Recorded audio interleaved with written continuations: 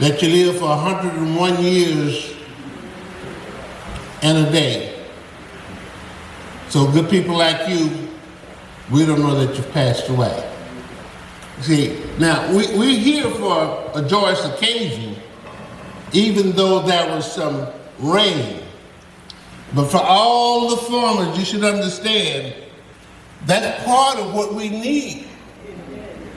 Without the rain, just the sun by itself is not going to grow.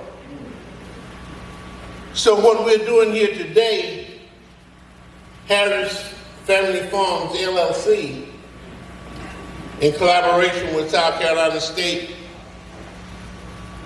and its regional directors here at Santee Regional, I welcome you to, we're going to say our first annual, because we want to do this more than one time. We want to bring to your forefront all the things that's possible to make you a better farmer, a better steward of the land, and hopefully increase your finances. So we want to welcome you here to this meeting today so we can get a good understanding. I've seen a lot of the presenters that we have asked to come, and if you listen to them and do what they have to offer, I am sure you're going to increase your profit some. How much, I don't know, but that comes to an individual and how he wants to work at it. So we welcome you here for our first annual. Now that was the first part of what you're going to hear me today. It looked like being the facilitator, you're going to get a little bit more, because I was also supposed to tell you of the purpose. My theme is my purpose: reconnecting socially disadvantaged black farmers. Think about that. What did I mean by reconnecting? You see, in the small farms, the family farms kind of went down because when kids were working on the farm, they wasn't making a lot of money, but they were doing a lot of work. They wasn't receiving the compensation for the work that they did. So, from my conversation with a lot of the farmers, especially those that's my age, I was told, well, I left the farm primarily for one reason. I was tired of working hard and not making anything. I wanted to make at least a dime for what I put in. So I had a choice. I wanted to either go to the military, go to college, or move north where I could get a good paying job. And I can tell you from some of the people I see here today, it paid off for some of us, the way I said it. But it was twofold. Some went to school and to the military, and it paid off for them. But what about those that stayed home? The farmland was split. We passed it off as heirs property. And because we passed it off as heirs property, we didn't have farm succession. But we got to reconnect and bring back that succession. Whereas for me and my family, I am a first generation farmer. But in the family, there was a professor in farming, but it wasn't the immediate family. And I'm sure that the age that I'm seeing in here today, you're on some land that might be heirs, you might be a member that is moving in that succession. If you are, make it work. The only way you can make it work is to work at it. If you don't work at it, you're not going to accomplish it. And the only way we can do that is think about the theme. which is the purpose that I'm telling you about now. We must, if we're going to grow, work together, whether it's in the family or outside the family, as a group to come together. You're going to hear this from some of the presenters telling you how they can help you, but you might not have enough land. That's where you come together and connect. While that chain is broken, remend it. Put it in a position where it's going to work out for the betterment and the benefit of you and your offspring, your children, and then their children. Land is one of the things that's not going to go away, but we can destroy it. That's why you have to be a good steward. Make sure you don't put something in it that's going to have it where it's not productive. Make it a productive piece of property. The earth, I don't know if you have thought about going some other planet. When I leave here, I don't want to go because I'm going to another planet. It's because the Lord has called me home, and I just want to be with Him. Then they have the streets paved to go. I ain't worried about farming there. I just want to be with the Lord. But for the kids that's left behind me, they're going to need to do something.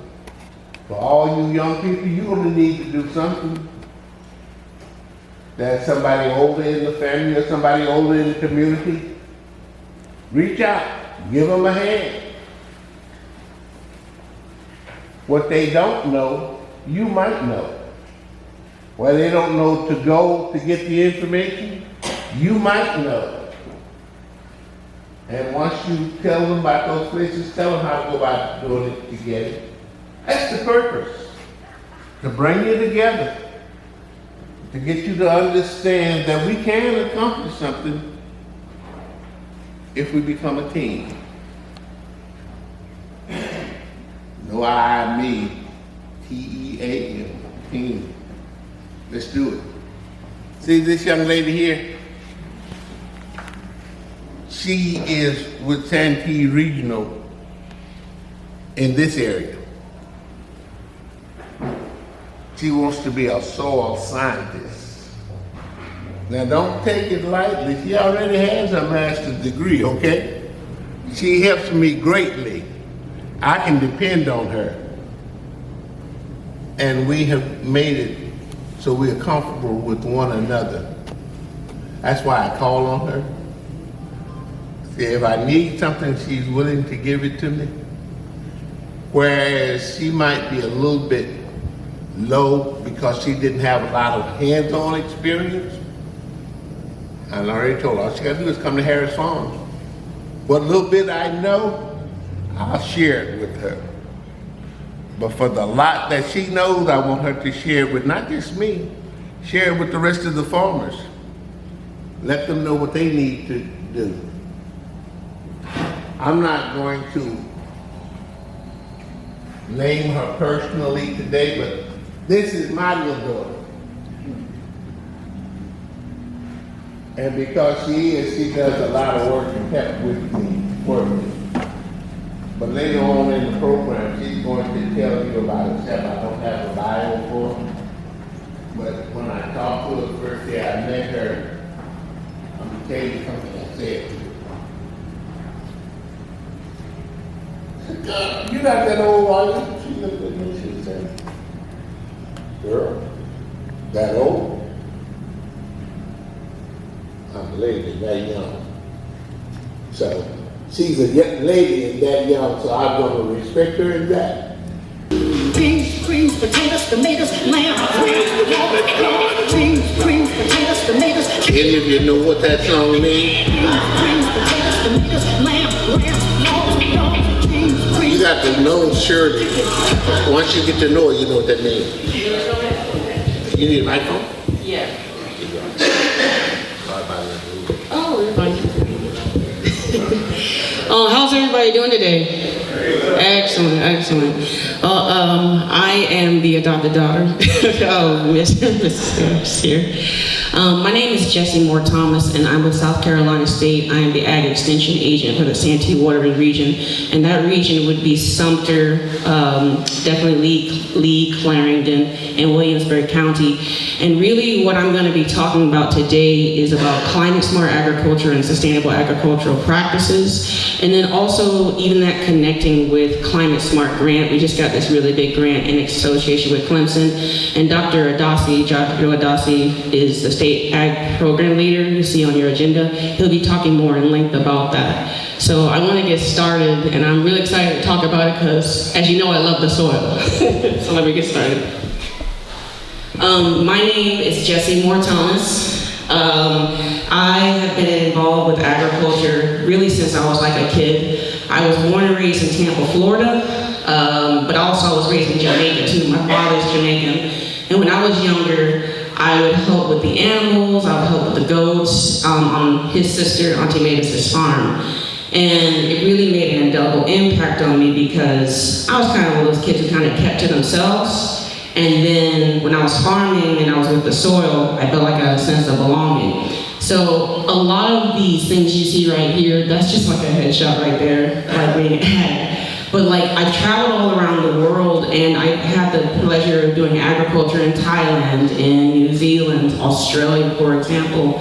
And even when I lived in China, I learned about natural medicines and then even agriculture over there. I always want to learn about agriculture, filmmaking especially, and then also, just natural medicines and different passions of that. So that's a little bit about me. I have my master's in integrated agricultural sciences from Texas State, and I want to just go through the overview of what we're speaking today.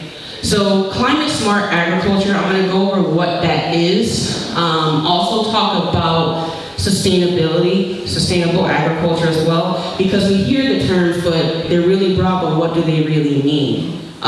We'll see in this lens that sustainable agriculture and even climate smart agriculture, they really are complementary. So they're broad terms, but they're leading to the same goal, being more productive on your land in a whole bunch of different areas, and you'll see how the pillars are similar. And then we're going to talk about those agricultural practices that you can put into place.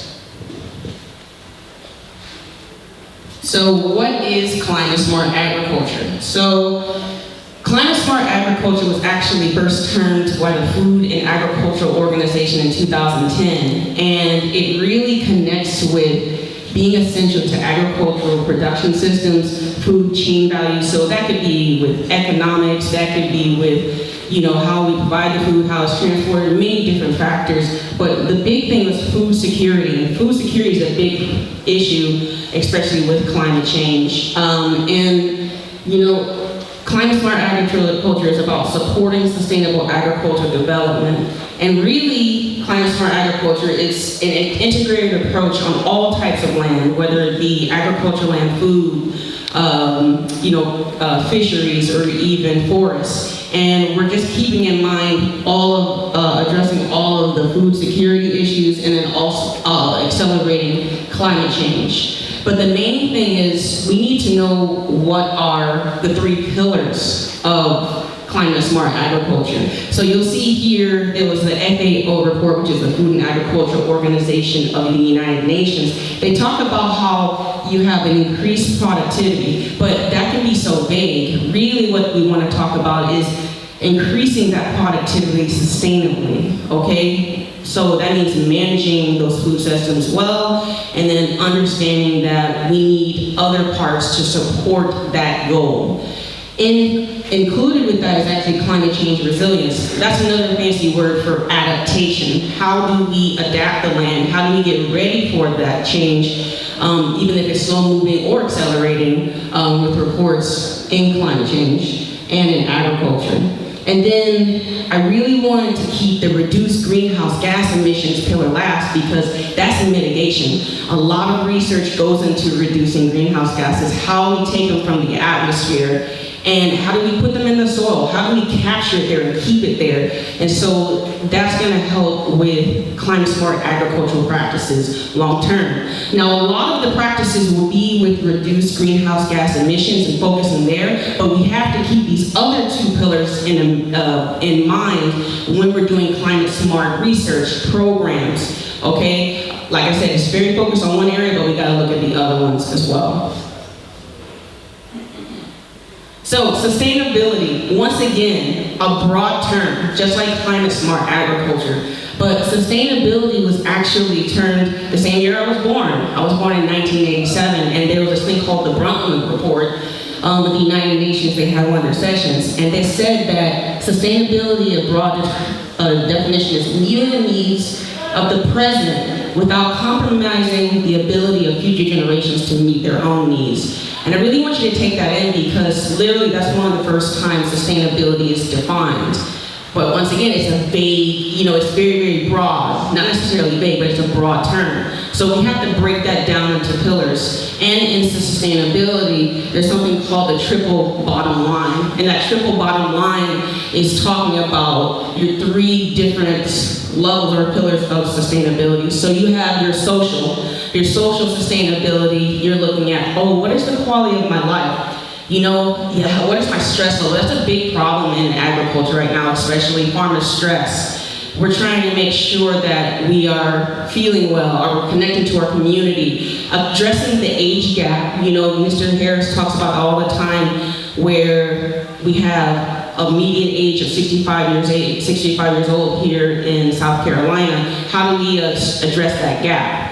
And then I'm going to jump down to biological, because biological, we're looking at natural resources, right? We're looking at their development, how we manage them, the soil, okay? And the bridge that connects them is economic. You can have the greatest ideas and goals for social sustainability or even biological sustainability, but if it's not generating any funds, right, or even helping your quality of life or even benefiting the land, the economic is the bridge between those. So we need to keep that in mind with climate smart agriculture and sustainability. So with that said, keeping those things in mind, sustainable agriculture and climate smart agriculture, once again, they are broad terms, but we've gone over the pillars, right?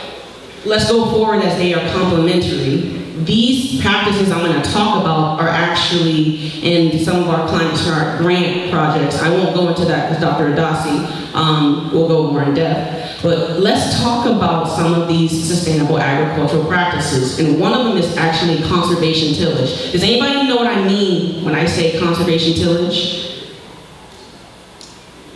At all? Okay. So basically, you have your conventional tillage, right? And that's really fracturing the land and then affecting soil structure, and that can actually draw out a lot of the greenhouse gases. So conservation tillage, one of the main things is that you maintain plant residues on at least 30% of the soil surface after you finish a tillage activity. So an example would be like no-till. No-till, you're just, keeping the land pristine. Most of that is actually pasture land. You have strip-till. There's also ridge-till and mulch-till. And mulch-till is actually the one that's defined right here when you're having some type of plant residue on your soil, because bare soil is actually very unproductive soil, and that can affect your soil sustainability, therefore your biological sustainability. And these practices are important for your land, for affecting all realms of sustainability, whether they be social, whether they be biological and economic, okay? Because soil is the foundation of agriculture. If it's not productive, it's not going to be good for your business in the long term. So another sustainable agriculture practice is cover cropping. And the reference that I used there, they said that it's any crop grown with a primary cash crop. So someone yell any type of cover crop. Where y'all grow on your farms? Clovers. Clovers, what else? Rye, exactly. So the main thing that we're doing with that is helping us reduce our agricultural inputs. And we're keeping sustainability in mind, right?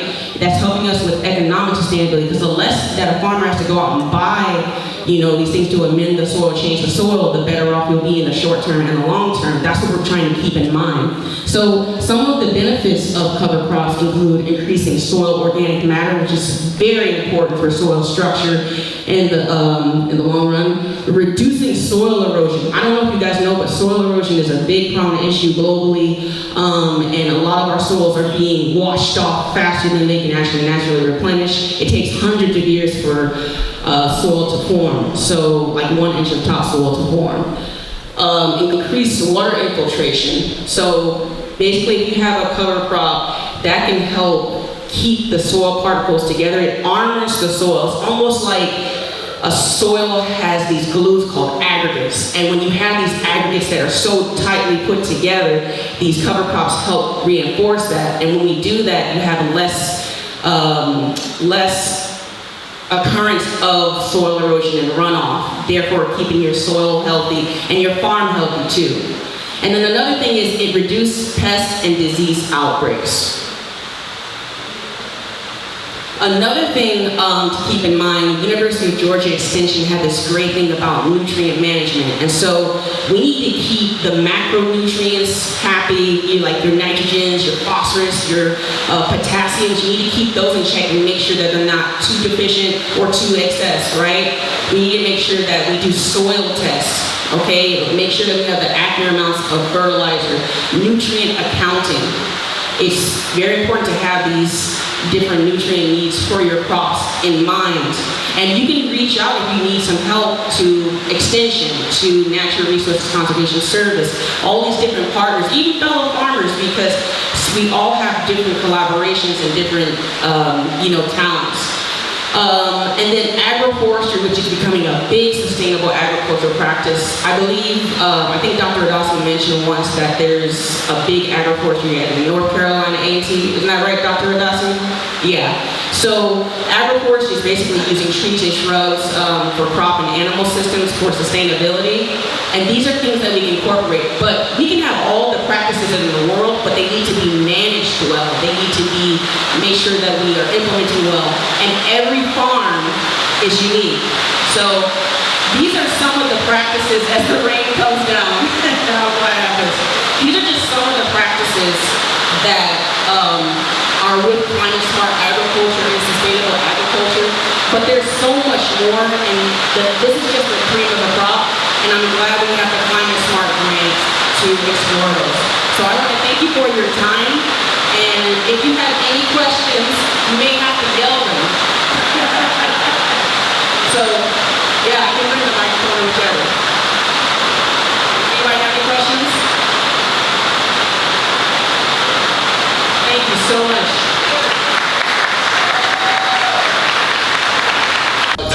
Anybody got any questions? Hold your right hand. You got a question. They say, if you seek knowledge, ask, and you'll find out. This is my beautiful niece. What's the school, man? The University of Maryland, Baltimore campus. Previously, University of Chicago. Okay. Well, anyway, she's my niece through marriage. She married my nephew, who unfortunately passed away at an earlier age.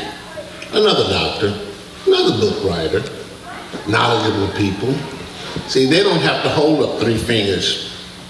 When you get to them, they go P-H-D. So Dr. Henderson is going to explain to you what she's going to do, and then we're going to move forward with this program. Thank you, everyone, for the opportunity to speak with you today. So as Uncle Larry said, I am a professor at the University of Maryland, Baltimore County. I'm in the School of Public Policy. I'm a stratification researcher, and so I look at things like systemic racism, residential segregation, discrimination, and diversity. And I look at how those structural factors impact a lot of different outcomes. So if you look at my work, for example, you see I write about health disparities, I write about racial disparities in wealth, in assets, in credit, in housing. And Uncle Larry said, I need to put my sociology hat on and get down here and write about something that's really important to our nation, and that is sustaining Black farmers, increasing the number of Black farmers, and to document your experiences. Uncle Neil has my book back there. I just wrote a book on COVID and racial disparities in COVID. And so what I'm doing is really looking at, and I love you, Uncle Larry. So what I'm looking at is hoping to talk with Black farmers about your experiences farming under COVID, what it was like for you, what were the mandates in terms of how did you handle your laborers, how did you get loans, was that something that you were able to get relief and things like that. So as he said, the interviews will be about an hour long. I have some consent forms. You can sign up today, and then we can schedule whenever it's convenient for you. We would meet on Zoom, you and I, and we would talk. We can do it in the morning, we can do it in the evening, we can do it on the weekends. I'll be very flexible that way. And you get a $25 gift card to Walmart. That was what I could afford. But it's just a little thank you. And but really, I think the most important thing is hearing your voices, right? And making sure that we get your voices out there so that you could tell us what it was really like to be a farmer, what you learned, and what were some of the challenges, and what can legislators do, what can we do in public policy to really help Black farmers? That's what I'm trying to do, so, okay. If you want to sign up, I have sign-up sheets. We could do it, towards the end, but just come to me and we can sign you up, and then we'll schedule a time, okay? Thank you.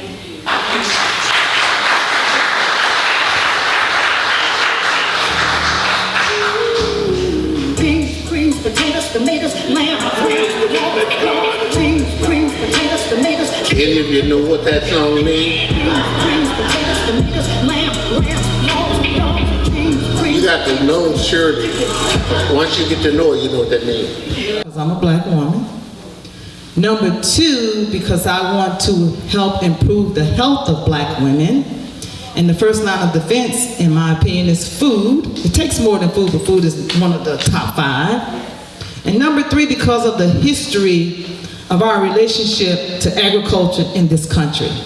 So I wanted to change that perception. So I'm on the road to 10,000. I got about a couple of hundred, so I have a long way to go. And it's gonna happen. Because, again, we know that agriculture, of course, in the state of South Carolina, is the #1 industry.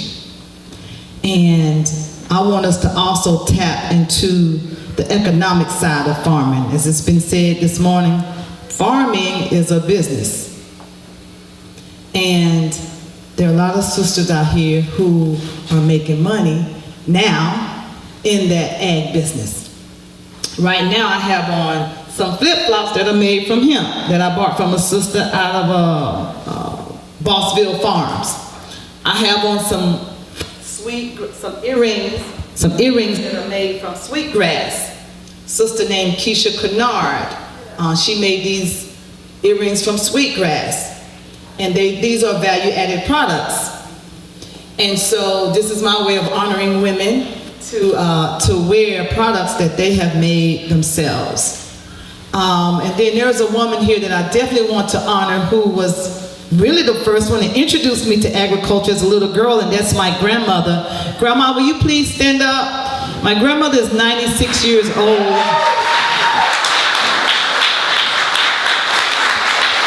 That's my ride or die chick there. So as a little girl, she would line us up to shell peas, to snap peas. So she is the first person that introduced me to agriculture. And we used to play in the fields. We wouldn't take a break to eat because she wouldn't let us come inside. She would sit us out in the morning time and let us come back to eat once, lunch and then dinner. And she made biscuits every single day. She had 18 children, and I'm the oldest of, I don't know, 70, how many? I don't know, a whole lot of grandchildren. I just know I'm number one. That's the number I keep up with. And we played, so she fed us, she and my grandfather, who's no longer with us, they fed us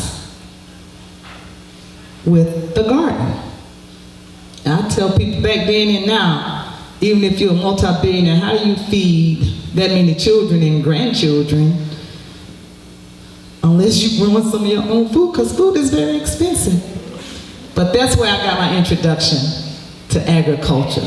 Being a little girl playing in the fields and again snapping peas with my little bowl. And when she would cut the potatoes, I would eat them raw. And so again, I'm a woman that's in ag, and I am encouraging 10,000 black women to grow their own food. Each year I have a new class. Each month I have a meeting. And Mrs. Harris has presented on the meetings, and she has allowed me to be under her wing and learn under her, and I want to say thank you, and Mr. Harris too. But when it comes to women, I'm going to say we rock. We are showing up and showing out in agriculture, and I would love for all of you to connect with me, thepharmacist.com. It's THE. I have on my t-shirt. And we're playing on words because we believe and know that food heals. So we spell it FARMASIS. We call ourselves the real pharmacists. We're the original pharmacists. And yes, we all know, because my grandma used to go I remember as a little girl going in the woods and get catnip so she could make some catnip tea when babies was, I think, doing something in the sleep or hiving or something, had hives. So we all, again, know that our first doctors were our mothers and our grandmothers. They just went out in the fields and they got the medicine. And just like the food is medicine. So I guess it's kind of full circle for me. Because I do know that food heals. I use it to heal myself after being in a terrible car accident one time and was really, really sick for about 5 years. But I decided I didn't want to be sick anymore. And so again, my first line of defense, my first line to get well was to eat the proper foods. And those were foods that were mainly grown in South Carolina. So thank you, Mr. Harris, for letting me speak about women in agriculture. And again, please connect with me at thepharmacist.com. I have a meeting once a month online, and I have a class once a year. And I need some more sisters to be in there so we can reach that 10,000. Thank you. Well, Ms. Clemens, I didn't let you speak. I requested you to speak. And you graciously accepted. And we're so happy. But I just want to say this. I'm just a nobody trying to tell everybody about somebody. I don't know, but so far now. But I do have this plaque from Ms. Clemens, and it's somewhat similar to the other plaques that were given out. It says Harris Farms LLC. This plaque is proudly presented to Ms. Benita Clemens in recognition of the moving of Harris Farms LLC forward. Presented this day, the 25th of March, 2023. Larry and Janie Harris Owen. Thank you. Now, you know, I tell everybody, I only went to the 3rd grade. I hope y'all believe that. But that's up to you. If you want to, you can. If you don't want to, that's fine too. But the thing of it is that I learned one thing in my traveling up.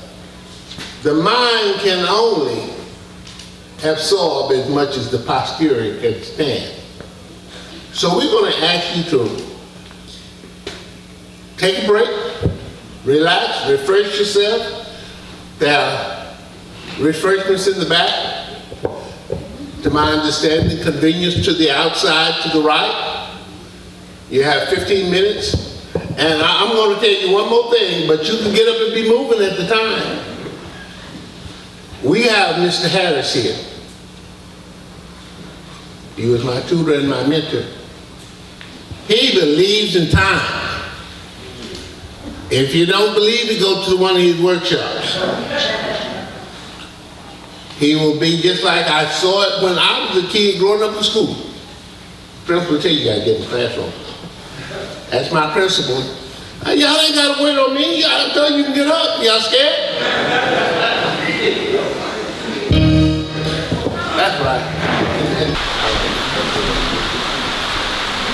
I don't know if it's an extension question or an RCS question, but when she was talking about cover crops, is there cost share assistance for farmers to help install cover crops?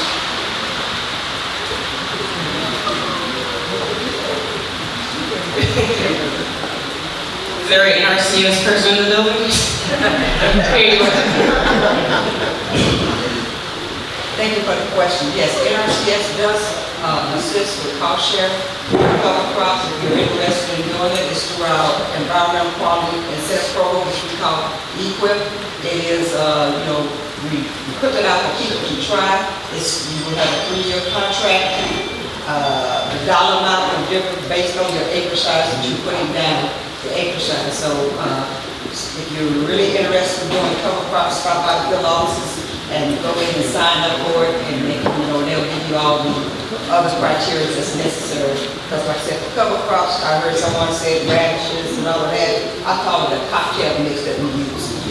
So we got several different species in there that we use, and so you need to go in and talk about which one it is that you would like to use. Thank you. Thank you, Mr. Harris. Good afternoon, everybody. All right, I'm glad to see this crowd. Before I go into my comments, I want to take a moment to give thanks to the Harrises for inviting us to participate today, and give thanks to South Carolina State for helping to prepare all these events. So it's a great opportunity. My name is Terrence Courtney. I'm the Director of Cooperative Development and Strategic Initiatives with the Federation of Southern Cooperatives. Before I talk more about myself and the work we do, I want to see by a show of hands who's familiar with the Federation of Southern Cooperatives. Okay. All right, that's a good gauge. It lets me know that maybe I need to take some time to explain who we are.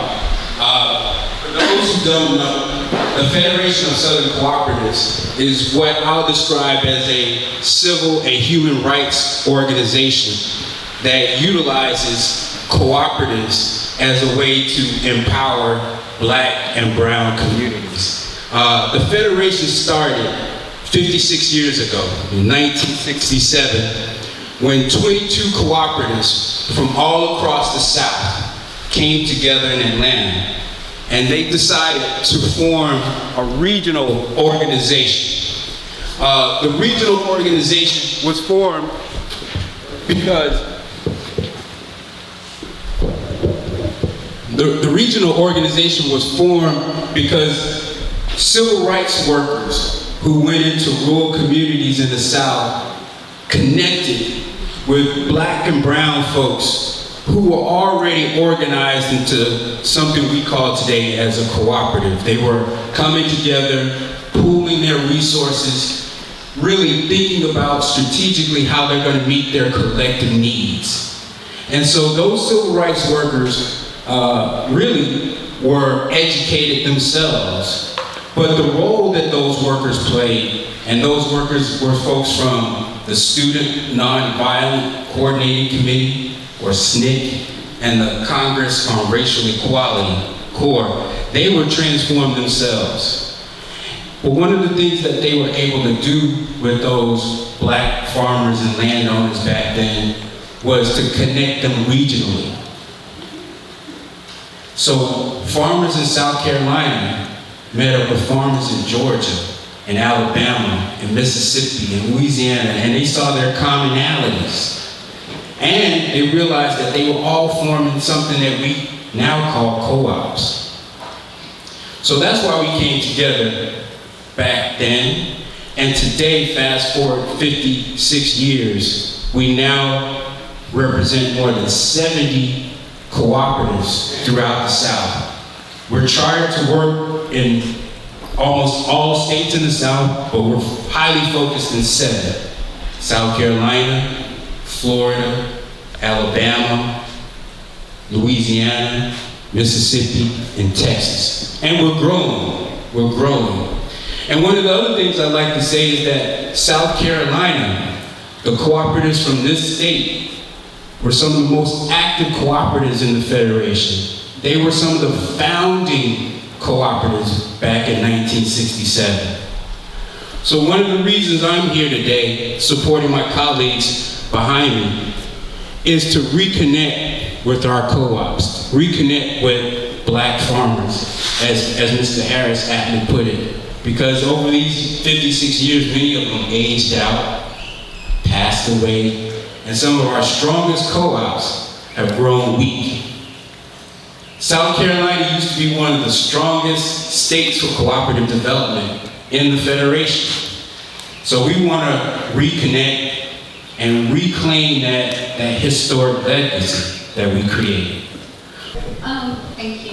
I just have one question. Does the Federation have a cooperative that's a bank that will loan money?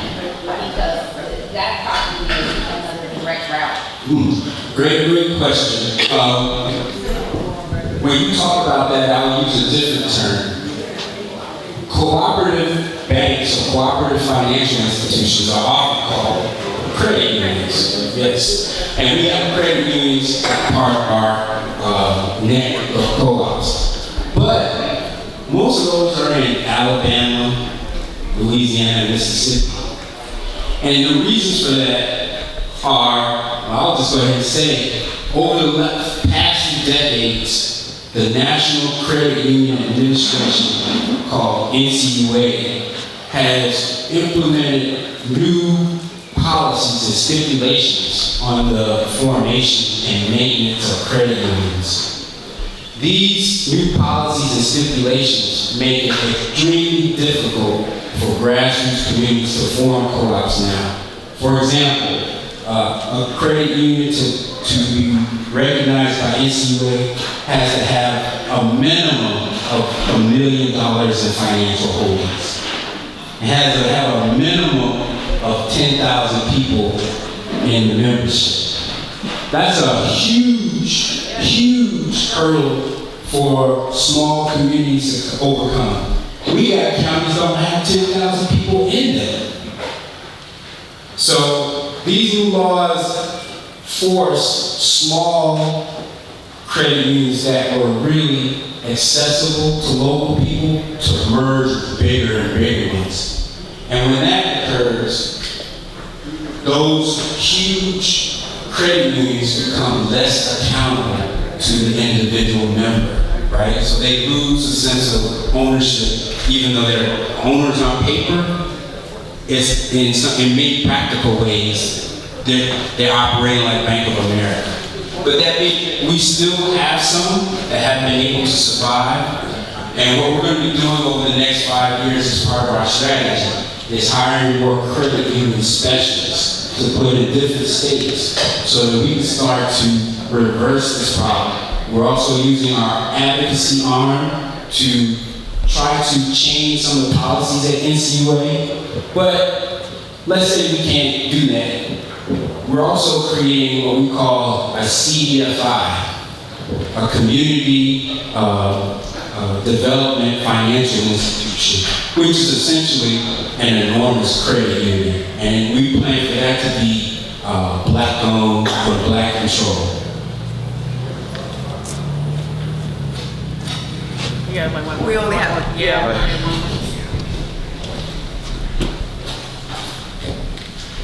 Good afternoon. I stepped out for a minute, so I may have missed this conversation that I'm about to ask about. And if I have, forgive me. I'm familiar with the Federation. I'm from Georgia originally. I know you all are headquarters in East Point, but I've been working with Federation working with them in various capacities, not as an employee, for at least, I guess, 20 years. So I know a lot about what you guys do across the South, and I applaud the work that you do. And I remember when you had a state office here in South Carolina, cannot remember the guy's name, but he was a beekeeper. You may remember that history. But Leon Crum, yeah.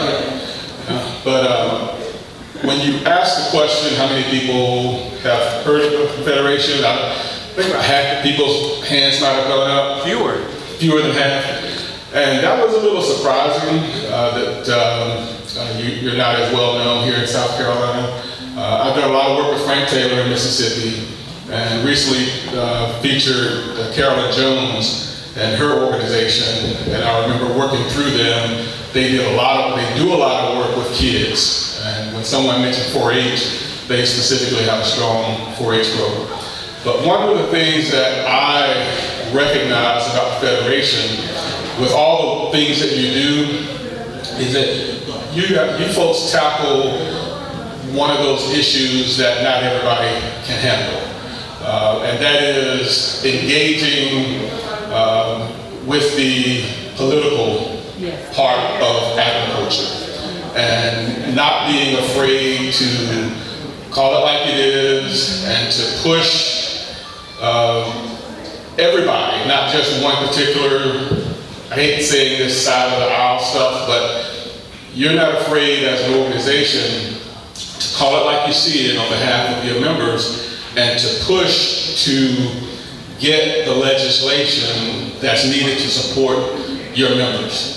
And whether black farmers are members or not, they may not even realize that they have benefited from the work that you do on behalf of so many other people who are members. And so when I watch you from afar as an organization, that's always been one of the things that I have always been, I don't know the word, but I've always recognized that not everybody has the ability nor the desire to confront the political issues. And you're all not afraid of that at all. You see it as necessary, and you are professional, and you get results. So when you think about some of the legislation that's been passed, the Farm Bill, heirs property, Pickford a while back, you've been on the forefront of that effort on behalf of black farmers and farmers of color. And though you're based primarily in the South, there have been so many folks that have benefited from the work that you've done, even though they may not even know who you are, and even if they know who you are, if they're not members. And that's a distinction that I see from the Federation Southern Cooperatives. I'm not that guy who will go to DC to meet with anybody up there. That's not me. But I know that it's necessary, so when I see folks who do that work and do it well, I applaud that. I recognize that and I applaud that. So all the other things that you do, the technical assistance, the credit unions, all of that stuff on the ground, but that ability to push the legislative agenda is something that I think is unique, and it's something that's needed. And for a long time, since your inception, you've done that very well. So I wanted to give you that applause.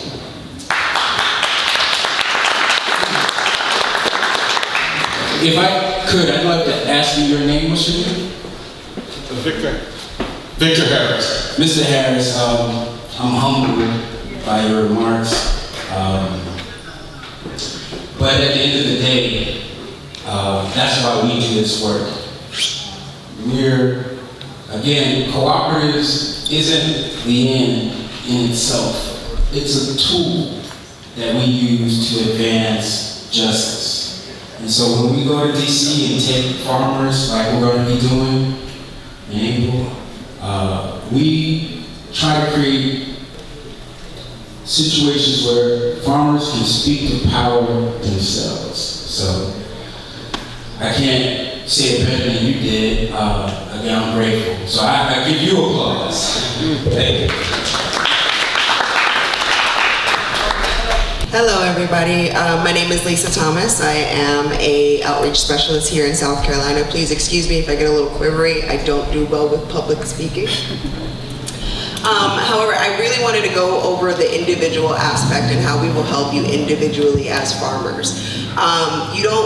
When you build a house for your family, but it's equally important that each family member is taken care of. So we do have our individual portion that we want to take care of you all individually. And one of the ways that we do that, first off, is a site visit. So we would come out to your farm and assess what you have going on, what your needs, so we can sit down and speak with you and get an idea of how we can help you. Being that we do this for our farmers, and this is our job, this is our passion, we have a little more insight on certain things that you may not know, or you may have things that we don't know, and those farm visits allow us to get a bigger scope on how we can help you guys. And that includes things like working on farm management plans. So again, back to the house analogy, you're not gonna build a house without a set of plans. You're gonna end up with something that is not gonna last for very long. So the best bet when starting anything is to get something written down, have a plan, have a business plan. Again, farming is a business, and that is something that we can assist you with. So along with coming out to your site and finding out what you need and how we can help you and what programs we can point you to, we also want to work on a farm management plan. How many of you in here that are farming right now actually have a farm management plan? Okay, and with that being said, how many of you are actually farming right now? Okay, so there's quite a few people in here who may need assistance with the farm management plan. And this is gonna push you into the future of your farm, to know where you're gonna go next. So you get from point A to point B, but where do you go from point B to get to point C? Oh, no. If you don't have a plan surrounding that, that can hinder you, that can push, and that's gonna financially not put you in a place that you wanna be. You wanna grow, you wanna keep building wealth. So farm management plans are very, very important, and that is something that we are definitely able to assist you with. I know a lot of our farmers or people who own farmland or heirs property, not everybody is interested in farming right now or capable or able to at this moment. Maybe it's something that you don't feel like endeavoring in, but you do own farmland and you want to keep it in that aspect, agricultural land. There are other opportunities there, and that includes things like forestry. So if you have land that is clear or that currently has trees available or like a forest area, we can come in and we have a dedicated staff who works in forestry who can help you and assess that and work through that and do the legwork for you and figuring out what would work for you in order to still bring income into your land. This is all about making sure that we continue the generational growth and the generational wealth. And part of that is finding the aspects and the avenues that are going to bring that in with our land that we already have. Another thing that I wanted to touch base on is not to negate anything, and I see that Ms. English has done so much with the NRCS, but historically it has been a little difficult. It has been very difficult for black farmers to get loans and things of that nature through the USDA. The rates, and I'm going to go off of this real quick, and this is from a study done by the NPR, an analysis of the USDA data. So the number of approved black farmer applications for loans was at 36%, opposed to 72% for white farmers. So with that being said, the USDA has already recognized that disparity. But with what we can do is take you and be there with you when you go to these USDA offices. We're building rapport and relationships with the USDA offices on our own to make sure that when you walk in there, you have an advocate with you. even if we're not physically present, which we can be, you have someone that you can refer to and say, hey, listen, this, that, and the third is not getting done, and I need somebody to support me in this. So this way, you're never alone going into these endeavors. And if you hit a wall, you have a representative to come and advocate for you. Excuse me. So now, also with that, I know there's programs with EQUIP and NRCS. A lot of those programs, sometimes there's so many things and so many avenues that we can go into. Knowing them all individually off the top of our heads, we don't, you know what I mean? We find out later, we're like, oh man, there was a program I could have been involved in, and I didn't even know about it. That's what we're here for. We bring that information to you and provide that to you and give you the opportunities that are gonna help you grow as a business, as a farm, and for your family, and the legacy that you're trying to leave behind. So now that all goes into the individual aspect and how we'll help you on a one-on-one basis. We are here for you in any way that you need. If you have a question, you're fully able to reach out to us at any time. But that also brings us into strengthening ourselves as an individual farm to then hopefully join a cooperative. And now with the cooperative aspect of things, I'm going to pass it over to Julius and he'll give you a little more information. Thank you. Hello, good afternoon, everybody. My name is Julius Fernandez, Outreach Specialist here with the Federation of Southern Cooperatives. I want to say I'm very happy and pleased to be here. I'm very, very grateful to be a part of this. Thank you all for being able to provide this space for all of us to join here and gather together really for the mutual benefit of what we're all trying to pursue here in agriculture. With that being said, can I get a show of hands here for anyone who is a part of a cooperative? Anybody here who's a part of a cooperative? Okay. Well, very important, and I want to thank y'all for being a part of the cooperative. You know, organizing and developing groups of individuals to form jointly owned and democratically controlled enterprises to meet their common economic, social, and cultural needs is an absolute must. South Carolina is home to some of the greatest enterprises in the country that we have to offer. Arguably, agriculture is one of them. Will we all agree on that? A show of hands here who thinks that agriculture is one of the forefront enterprises here that the state has to offer. It most definitely is. Along with that, cooperatives amongst co-op is essential when it comes to competing with agricultural behemoths that currently dominate the industry,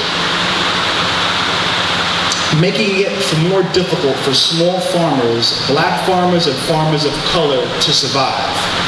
That brings me into cooperative development, how we can all come together, join forces, so we can help support the economy and also impact agriculture here in the state. As Mr. Terrence, our Director of Cooperative Development, mentioned, we have 3 peers in what the Federation of Southern Cooperatives stands for. One of them is cooperative development. And I like to take the time to talk about the strategies that we provide. Regional workshops, such as our annual co-op Econ and Symposium, which is held annually. These are programs centered around cooperative development, education, networking, and providing hands-on information for co-op building. Now, our members travel from all across the United States, and we meet in Epps, Alabama at our Rural Training Center to provide information and share what we do and how we can mutually grow and benefit together. Along with that, Academic Alliance Building, a program that builds partnerships with colleges, universities, and technical schools to educate students about cooperatives and provide them with places to apply classroom knowledge in the real world. Now, I'm a firm believer myself that hands-on experience and applying them in the real world is where it's at. That's where we get the most hands-on training where it sticks with us. Now, I know a lot of young farmers, me being one, by the way, I'm 34 years old and I'm a beginner farmer myself. There was a lot that I had to learn coming up.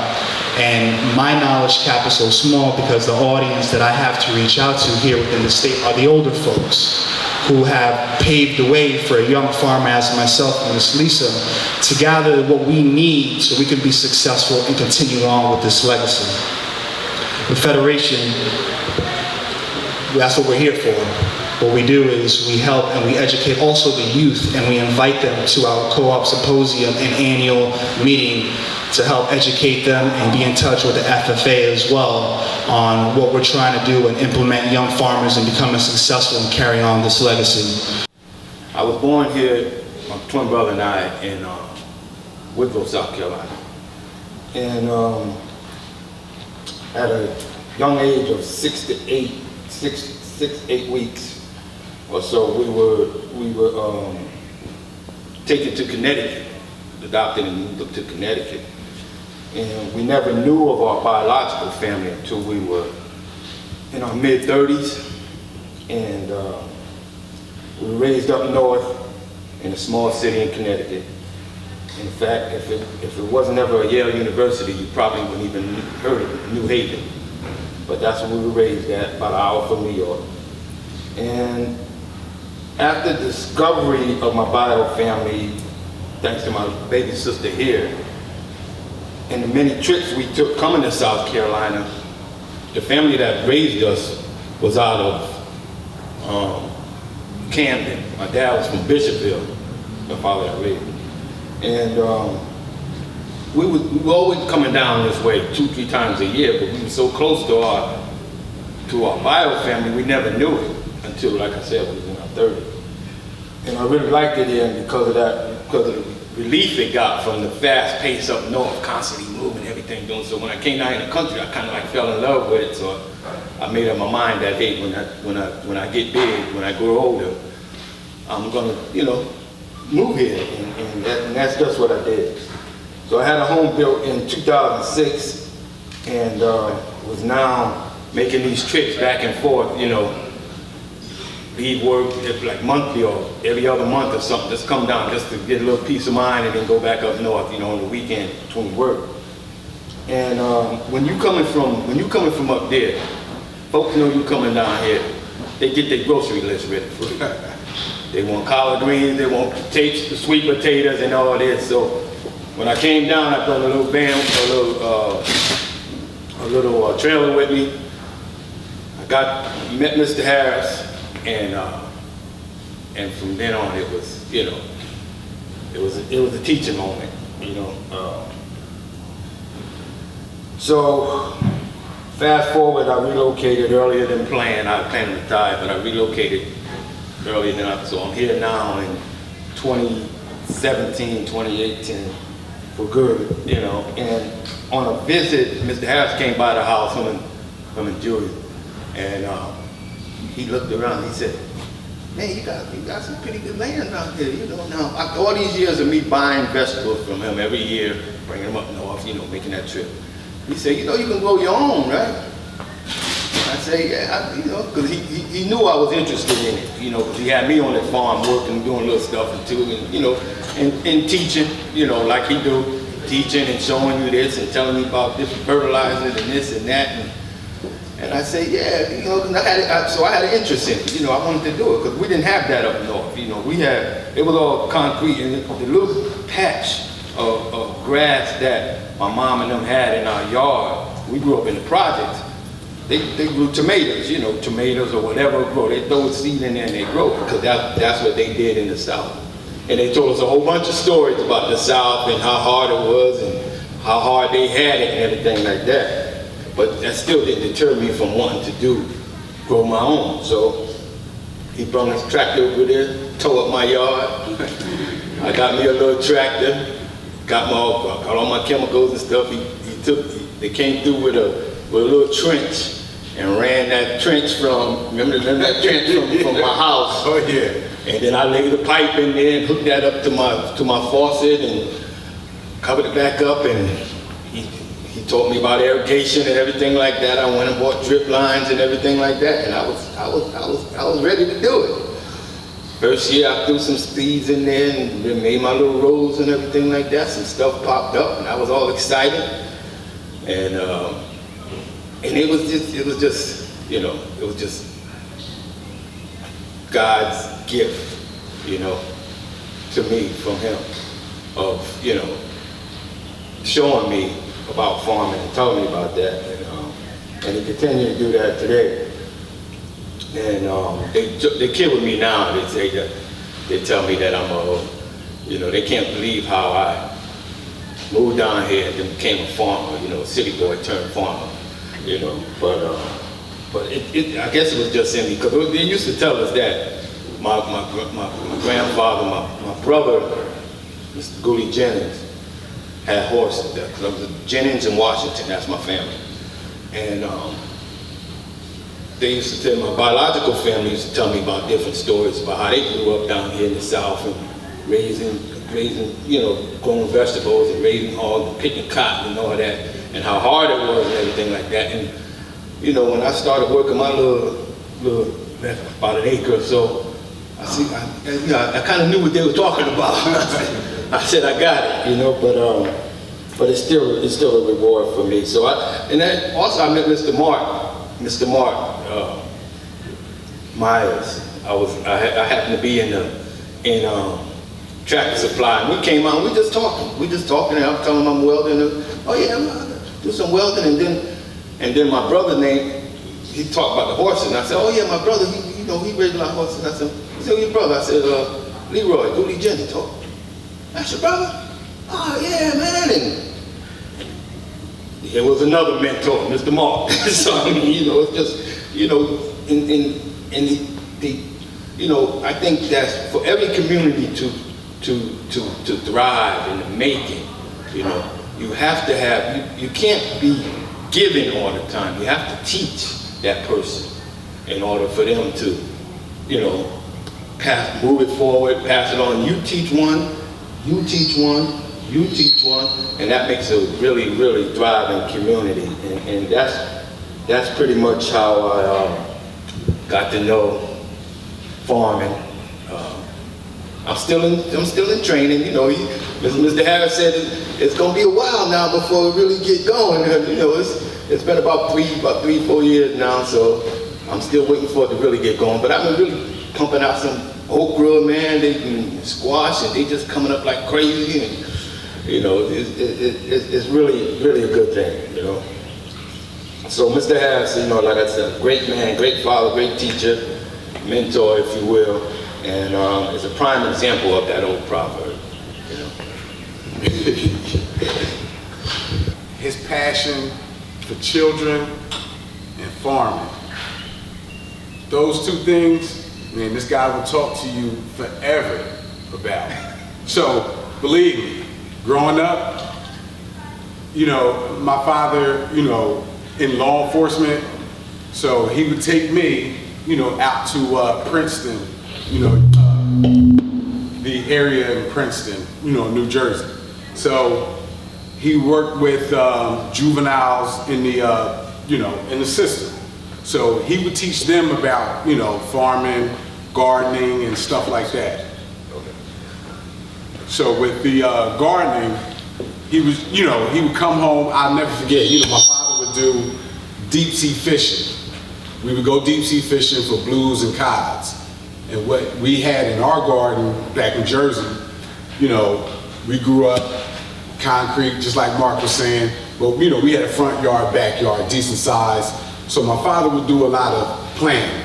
He would plant cabbage, collard greens, tomatoes.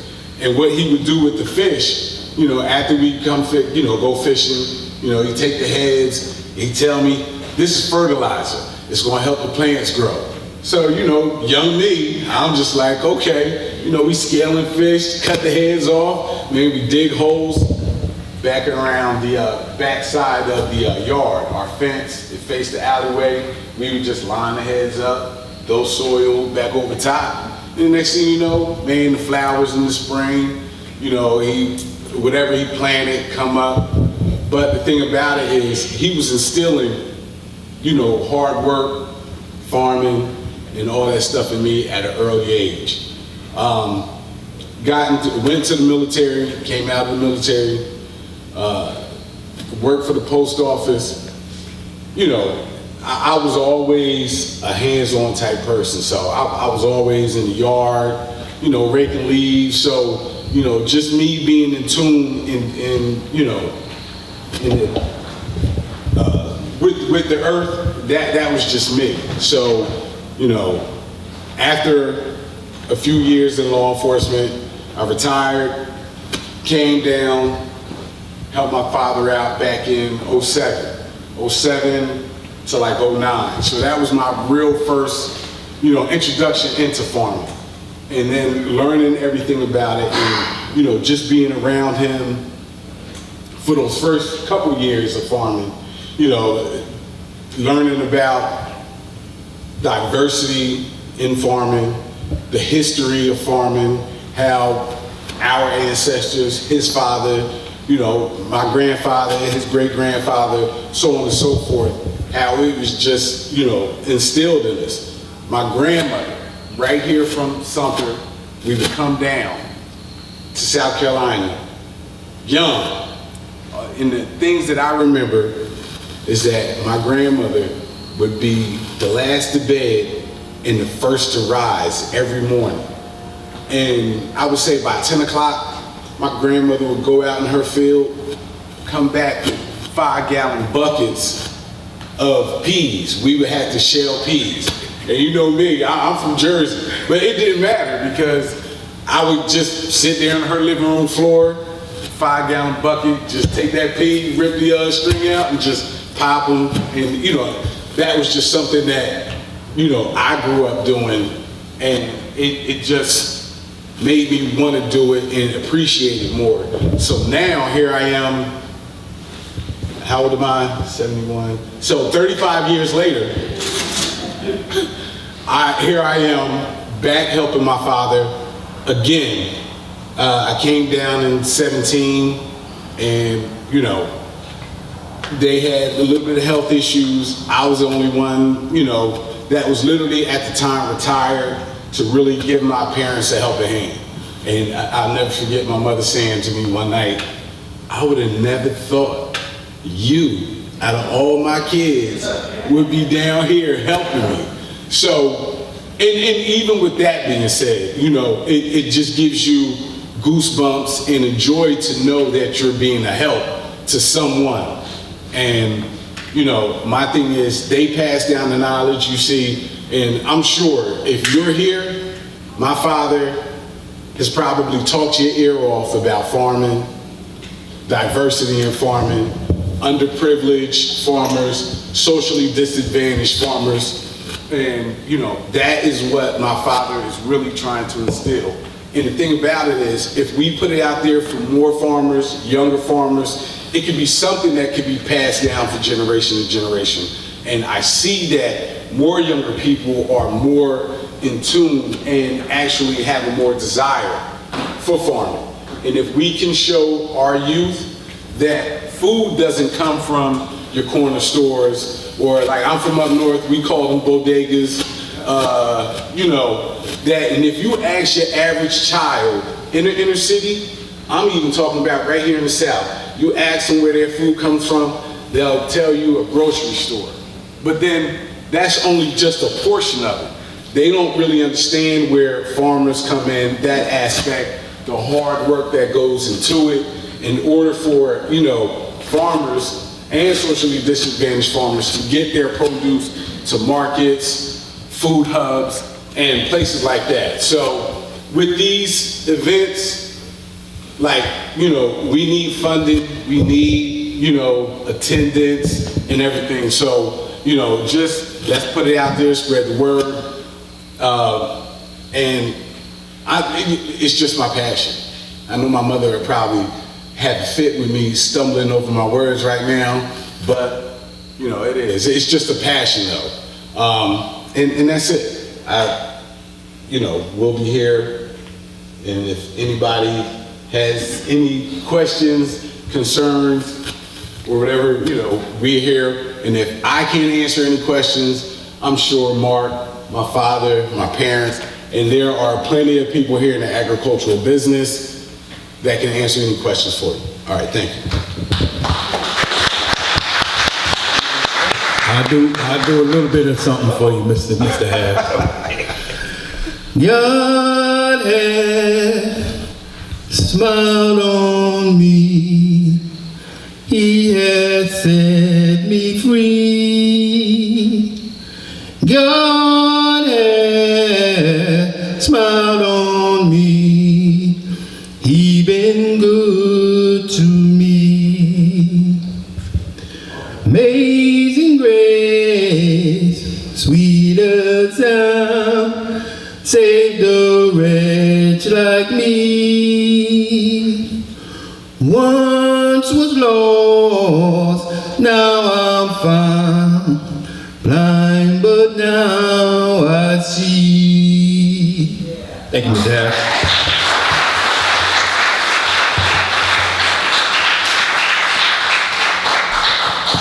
Now, I can't do that. And I really wanted to just introduce myself. I've been, since this past August, my wife and I, traveling throughout the Southeast, talking with farmers, helping them to increase their profits. On my way here, I actually had my wife pull this up.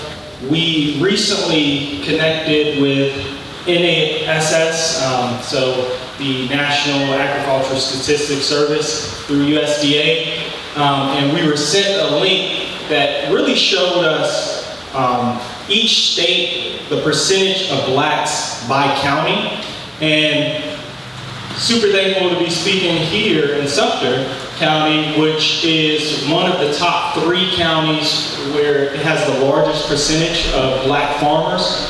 Also, Williamsburg as well as Orangeburg were on that list, where there was, in the 2017 census, over 200 black farmers. So, just to share more about myself, today I want to talk about produce and profits, how we as a company work to help increase the profits and the production for black farmers. So we actually work with all category of farmers, black, Hispanic, white as well. But recently, doors have opened for us to really allow our voice to be heard amongst the community of black farmers. And this is my family. I'm originally from Chicago. Now I reside, so I drove in this morning from Durham, North Carolina. My wife and I, we met in Atlanta at Morehouse and Spelman College. After graduating, we moved to North Carolina to go to grad school. So she got her PhD, her master's and PhD in public health, and I got my PhD in biochemistry. Right out of Duke, I started working at Bayer Crop Science and then BASF as a protein biochemist. But more recently, I really decided to branch out and start my own agribusiness to really get out in the field, work directly with growers, and in doing so, my wife and I, we partnered with multiple companies to bring certain products to the market. So our company is More Ag. Just to show you some of the partnerships, I had the pleasure of meeting Mr. Harris the first time when we spoke in January in Mississippi with MMFA, the Mississippi Minority Farmers Alliance, as well as he had an opportunity to speak with UCAC, another cooperative in Mississippi as well. So these are just some of the states we've touched, as well as we partner with growers in most of these states as well. So coming out of the event in Mississippi with MMFA celebrating their 10-year anniversary, had an opportunity to also work in partnership with Alcorn State University, and more specifically the Policy Center, housed at Alcorn State. And my wife and I were responsible in the state of North Carolina, which South Carolina was chosen as one of about 8 states to really allow for Black farmers' voices to be heard. So in each state, the goal was to get 100 surveys completed by Black farmers to really better understand what are the barriers to access to capital for farmers. And we're actually, that study is being wrapped up, so each state is actually submitting their report next week. So look out, stay connected with the Policy Center at Alcorn if you're not, to hear about those results. But today, I wanted to really just share briefly an overview of our company, More Ag Agriculture Solutions.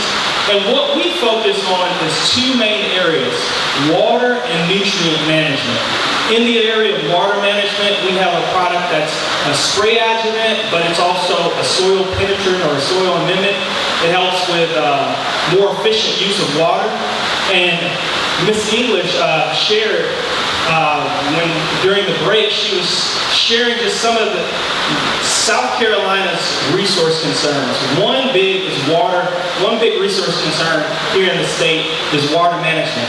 And, I thought it was very poignant that she brought up the point that, if we look out west and see just the climate and how climate is changing, eventually, if we don't take better use and concern with the resources that we have here, we may be in a similar boat. So we offer a product that helps in that area as well as nutrient management. So our goal is to help the grower increase their production, their growth. Our products help increase the resiliency of the crops as well as the quality. So how many growers that are present here in the room feel like they are getting 100% of the yield potential out of their crops? By a show of hands. I heard the saying that, the most potential for that crop is when it's still a seed in the bag. Because once you put it in the ground, once you put it in the environment, there's a lot of things that are biological or non-biological that are, putting stress on that plant. So one of the biggest loss of crop yield is due to abiotic stresses. And this may be things including excess water, cold, drought, as well as heat. And that's where we come in. So I'll just highlight up front, I'm not sure, any sweet corn growers or corn growers in the room? Anybody grow corn? Okay. This is just showing you per acre, just with the 3 offerings that we provide, the yield increases that we have seen over multi-year average studies.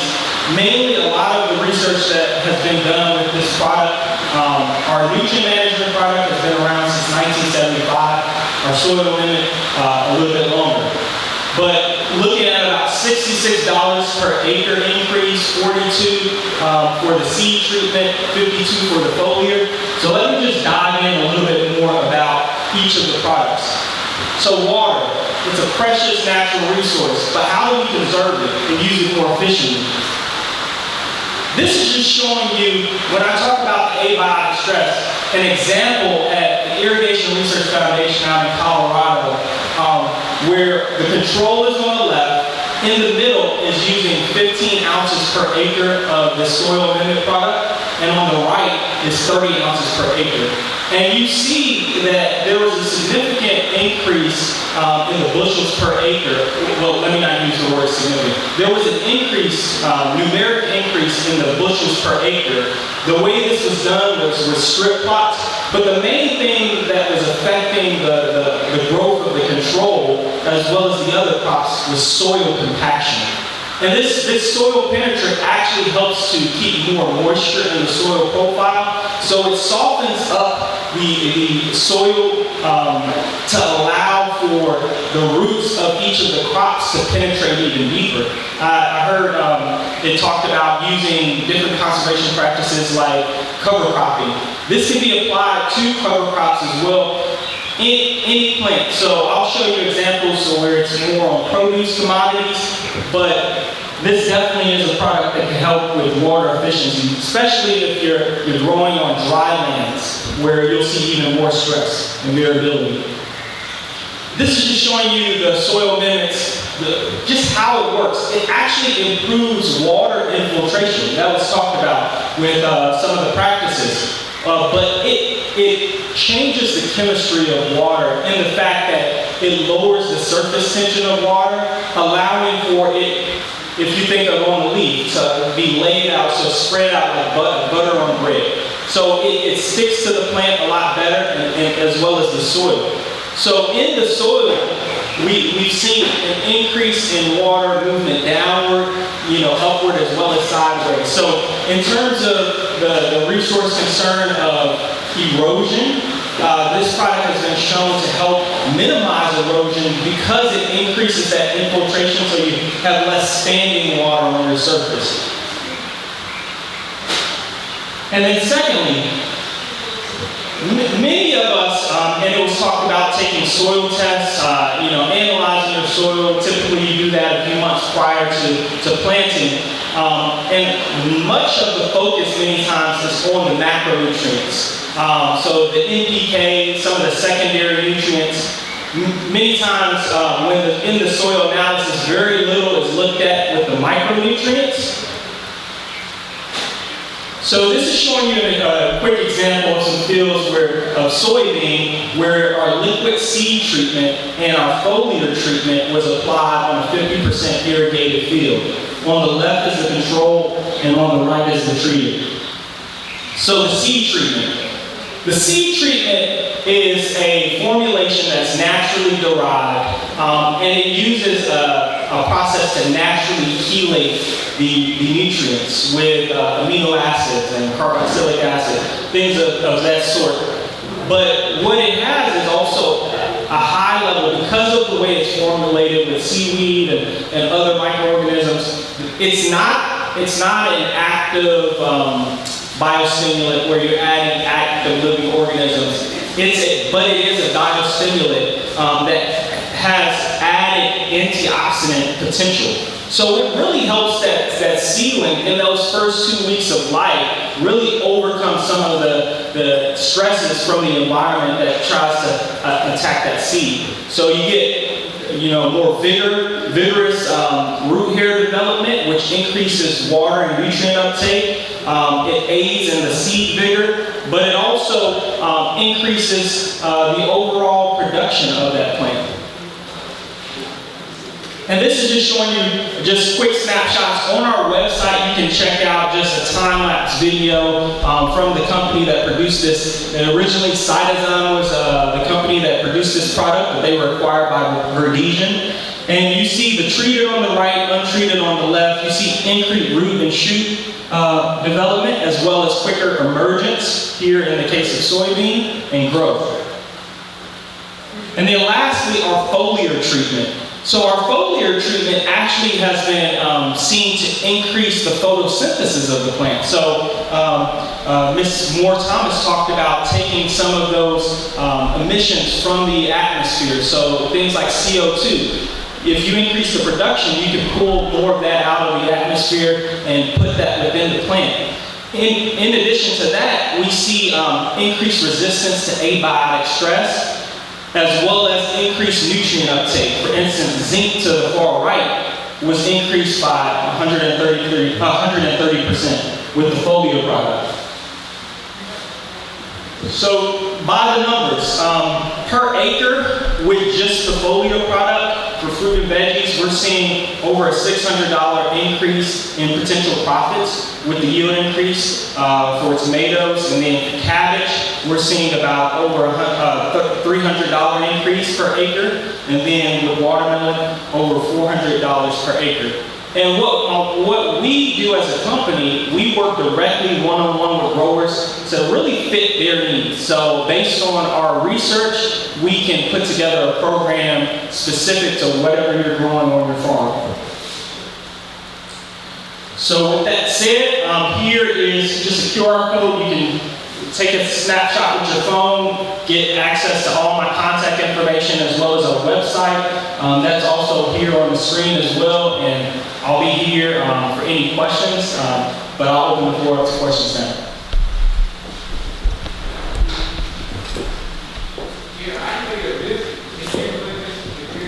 I had spoken with my son about marketing.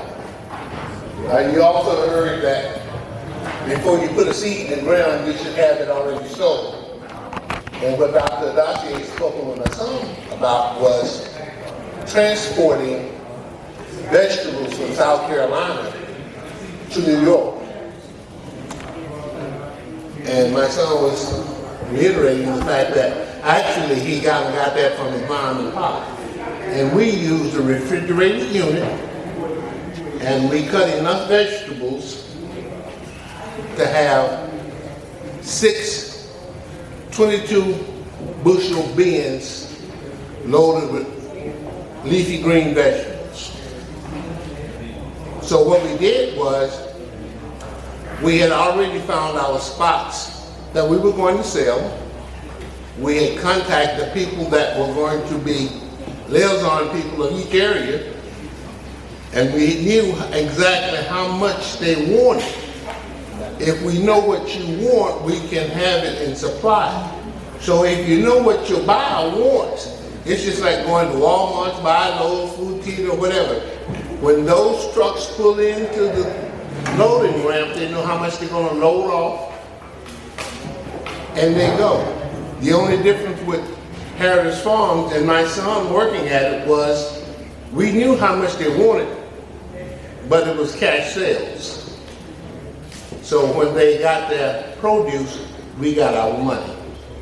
So basically, in essence, what you're doing is you're making a contact with the people that want to buy ahead of time of harvesting, and in some cases knowing how much you need to plant. And that's what he did. That's what we was doing. But as we was transitioning, we were moving my son into the position of succession, eventually taking over. So if you are planning on growing and you want to, or have someone you know that's not in your local area, see if they're going to want what you grow. And the best way to do that is to take a produce survey. Just do your demographics. See what they would like to have and whether or not you can grow it. And if you can do that, you have it sold before you cut it. Before everybody runs out of here, I will catch you before you leave. We do have a lot of money prepared for you, so don't leave. We're gonna miss it. Sit down guys, so that I can start. I feel like I'm respected if everybody sit down. Can you sit down guys if you wanna listen to me? I want people to sit down and listen for 5 minutes, and then we can walk out of here. Come on guys on the back. Sit down. I'm a teacher. I like my kids to listen to the teacher. Please sit down. I want to see people sitting down, listening to me. I've been with Victor Harris for so long. We know each other very well. I've been with Miss English for a long time. And we know that people are what make us to be where we are. So I love you hearing the goodies which we are bringing to the table. And I'm putting this mic close to me so that you can listen to this accent. I'm coming from Kilimanjaro, the mountain in Tanzania, where we speak Swahili. Say Swahili. Swahili. Say Swahili. Swahili. Say Jambo. Jambo Joshua. My name is Joshua Idasi. I'm the state program leader for South Carolina State. And the reason I'm kind of shouting a little bit, I know that we're tired and we're ready to go home. My efforts today is to sell to you a program which is coming to us. This is what we say, the rubber meets the road. Whatever we've been saying, we want you to benefit. The slide which is showing there saying, grown in South Carolina, climate smart commodities grown in South Carolina. We are putting this program to you after a very serious and rigorous competitive application to the USDA. South Carolina, as a state, was awarded $70 million. Clemson University and South Carolina State received $70 million grant to bring this practice to the farmers in South Carolina. This program is for the farmers, not for the faculty at South Carolina State or Clemson. It's for the farmers. We have some money which is an incentive package which is targeting you as a farmer in 3 commodities. The largest for us, South Carolina State, is leafy greens. And we have here on the table, and Mark Nettles, where are you, Mark Nettles? And Jesse Moore will show you the handouts, which are for leafy green, which you can take home and read. But what is really key, in order to join this program, we want you to sign an interest form so that we know that, are you interested in beef cattle? Are you interested in peanuts or leafy green? My instruction to you is this. For leafy greens, we have a good number of farmers who are going to be enrolled. For our part, in this grant, we will need 70 farmers this year to enroll in leafy green production. So far, when I looked at the data last week, we only have 48 farmers who have registered, who have shown interest to join this program. And the really interesting factor in this part of the grant is this: a leaf green grower who will show any interest and enroll in this program will receive about $1,500 per year to just do what he has been doing for a couple of years. Meaning, as an incentive, we will reward you with $1,500 at the end of the year for practicing production of leafy greens. And these leafy greens are collards. You know, we have several number of collards. We have kale, we have turnips, and mustard. So those 4 are the ones which we're encouraging you to look at if you're a leafy green grower. And as I said, you are going to do what we've been doing, but we will come back here, and I say come back here with Jesse and a group of our experts from Clemson and South Carolina to do what we call a regional training session. Farmers who are interested to join us, we're going to have another training here where we're going to go into the nitty-gritty of the practice which we have. Beef cattle is not the biggest for us. Peanut is not the big practice for us, but leafy greens will be the biggest. So we want you to know that we do have the interest forms with us here. Fill them in so that we can recruit you to be in the program. This is big because the money is coming to us and it's directed to you farmers. It has been my prayers for whoever I've been to TSU 12 years, 10 years at A&T. This is my 3rd year in South Carolina. It is my prayers being answered that we have something to offer to you guys. But guess what? I know deep in your heart you are saying it is not true. It's surely not true because it never have happened. I'm telling you, trust us. This time is here. My bosses are here, Dr. Abujani and Dr. Waisad are here. They know this is true. And we're speaking to you wholeheartedly that we'll work with you through our regional offices. Mark Nettles and Jesse will recruit you. We'll find a way to select you.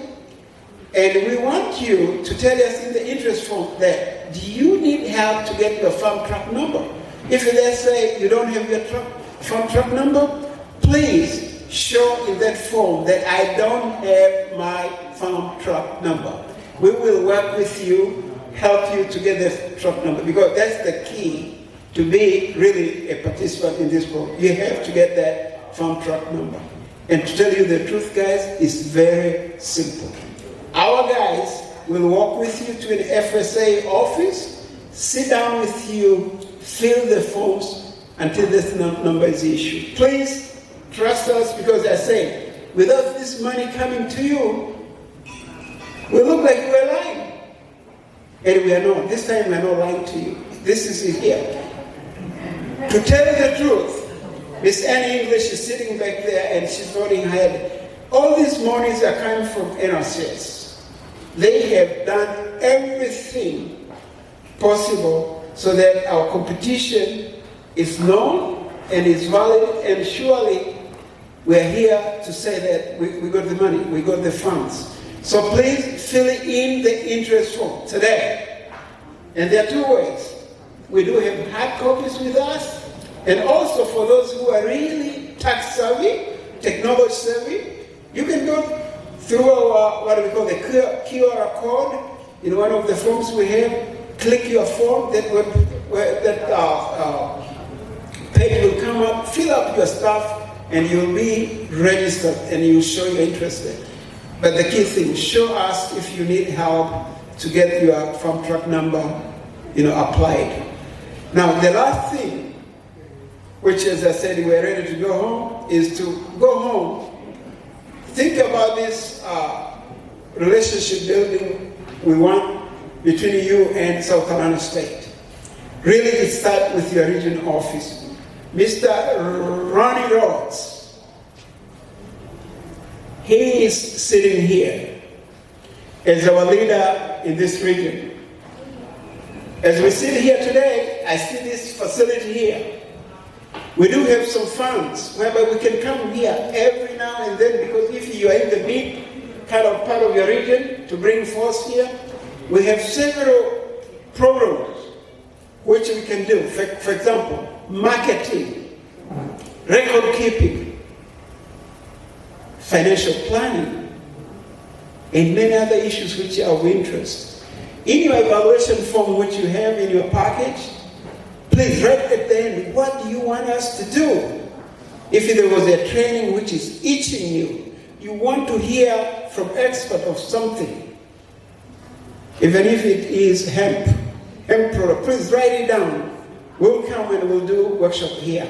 The good news is this facility will rent it out, we'll pay them to be here, we'll have some amenities for you to enjoy the day, and because the farming season is coming, we'll take what you tell us you want us to do. Now, as I said, we do have those three commodities which are in this funding: beef, cattle, and peanuts are the two others which Clemson University will work with us. If we don't have enough farmers, or we do have enough farmers in our program, Clemson will take over. But register with us, and we'll see how we can apportion the number of people. Even Clemson University are looking for minority farmers, big time. And so we will share our numbers together. Don't feel that you'll be left out. Please fill out in your interest form what you want us to work with you. I said peanuts, beef cattle, and the large group is our leafy greens. And this year we are looking for 70 leafy green growers across the state. And they are not easily come by. We've been looking at the numbers because of the people who have registered. We're nowhere to even come halfway. So please, fill in the interest form, get it back to us, and we will follow up by holding another meeting here or somewhere where Mr. Rani will call us so that we can give more information with all of our experts present, both Clemson and South Carolina State. And when I mean experts, I mean the peanut growers, the beef cattle, and all the horticulturists who are dealing with leafy greens will be here to talk with you one-on-one so that we can answer all questions. My message is this: I'm a messenger.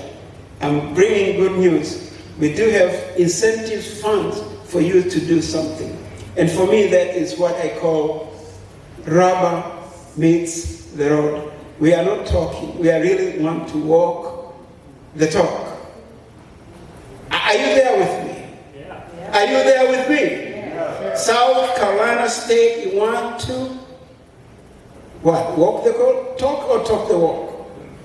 What is it? Walk the walk the talk. I'd like everyone to get before they go about a new paint law that they have for no trespassing, which we'll talk about that in a few minutes.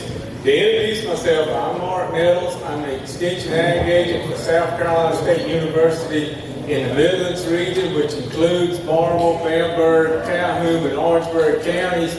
We grow just about anything that you can imagine in that area. We're well blessed with agriculture, just as you are here. I'm going to try to talk about a few things, and Mr. Harris and Miss Jessie asked me to come. They said forest management, and I got to thinking. They said 15 minutes, so that's about 15 slides. I got it narrowed down to about 20, but we're trying to talk about a subject that really takes years and years of training to cover. So I'm just going to hit on some things I think that are very important. If you see something that you think you're more interested in than the rest of my slide presentation, like maybe beaver or some other thing, just please stop and we can talk about what you want to off the fly and off the cuff. I've enjoyed working with Jessie. She's quite an addition to our extension program, and I'm looking forward to good things in the future working with her. And if you're in a county that we're not in, we are willing to travel. It may be her, it may be both of us. If it's closer to me, I may go versus her, but don't worry if we're not covered in that county.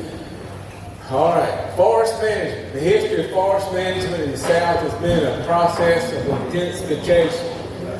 Coastal forest plains can be regarded almost as an early stage of crop domestication. In other words, this is a fairly new thing that we are doing in the time of history. Forest management in the South is only 6 decades old, and formal research began in 1921. I'm throwing that out just to show you that it's not really as old as some of the other things. Land ownership matters. We talked about heirs property and passing it down. Forest management can be a very important tool to help you keep the land. A lot of our farmland is joined by what? Swamps and forests. And if we own a little bit of that forest, we just will manage it as best we can to our resources and try to get something back out of it. I think this more or less came out of Alice in Wonderland, but I did it this morning off of memory, so I didn't credit anyone. But basically, if you do not know where you are going or where you want to go, it doesn't matter what direction you take, you will end up somewhere. And that's very true in forest management. Natural events can affect your forest management plan. This is a tornado that we had close to our farm in Omar. Fortunately for us, all it did was drop that half-dead tree down. A lot of the trees, particularly hardwoods that come down in these storms, they have a problem already, and the storm just finishes them off real quick.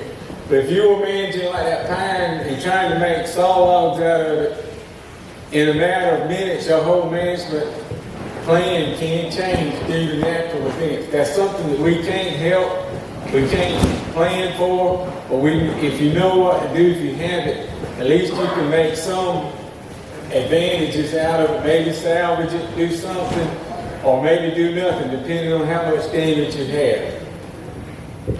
Another thing that really we need to think about if we got forest land is animals, particularly beavers, can change a habitat in a very quick time. This area, when I was a little boy, was all woodlands. In the last 10 or 15 years, we've had beavers to come up, and you can hit the next one if you want to. But now, I'm going to look at it as a duck pond. Had I gotten an MRCS, I don't know if they're still here, but I think at one time they told me they had a plan that you could get some payment for snags. Well, the beavers created a lot of snags in this area, and now it's changed from what it used to be to something new. And if you can try to control beavers, that's an ever-ending process, but there are ways to control them if you so desire. But if you were looking for a duck pond management or aquatic type management area on your land, the beavers can do it for you. With some planning, you can have some income generated between your timber harvests. If you know that you want to do pine straw production and get into, say, CRP with putting in long leaf, you have to understand for 10 to 15 years, depending on your contract, you may not be able to do much more than other than manage it. But at the end of that time, you can rake pine straw and you can make some income. Long leaf do grow slower, but they do give you the opportunity to get some income in the meantime. And then when you do harvest them, they tend to weigh a little bit heavier than our loblolly pine, so you get some benefit from that heavier weight.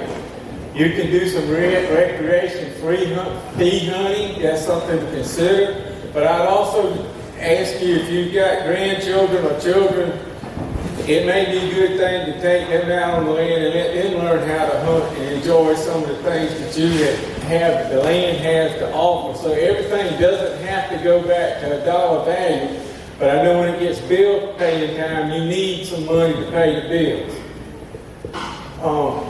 You need to know what you have and how you want to manage it. Hardwoods, for example, particularly oaks, if you open them up and that sunlight can get to the edge of that tree trunk, it'll start putting out advantageous bud clusters.